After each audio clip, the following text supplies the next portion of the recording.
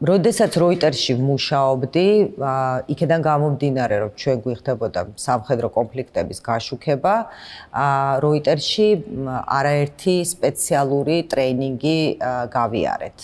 ამ ტრეინინგებს ყოფილი ბრიტანელი სამხედროები გვიტარებდნენ, ძირითადად ეს ეხებოდა პირველად სამედიცინო დახმარებას და სხვათა შორის ძალიან დამეხმარა ეს გამოცდილება ცხოვრებაში, არა მარტო სამხედრო კონფლიქტების დროს, არამედ როცა პროფესიულ მოვალეობას არ ვასრულებდი.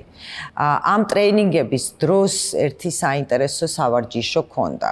ბრიტანელი სამხედროები აკეთებდნენ მოტაცების სიმულაციას, kidnapping-ის სიმულაციას.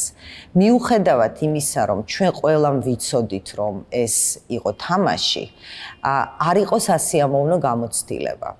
ამას ყველაფერს იღებდნენ და შემდეგ გვაჩვენებდნენ და გვანახებდნენ იმას, როგორ იქცეოდა სხვადასხვა ადამიანი.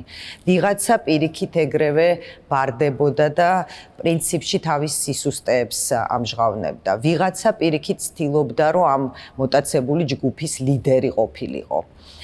ერთი რამ, რაც შემიძლია გაგიზიაროთ, არის ის, რომ უნდა შეეცადოთ არ იყოთ არც ლიდერი და არც ძალიან სუსტი, იმიტომ რომ ზუსტად ეს ადამიანები არიან დარტყმის ქვეშ.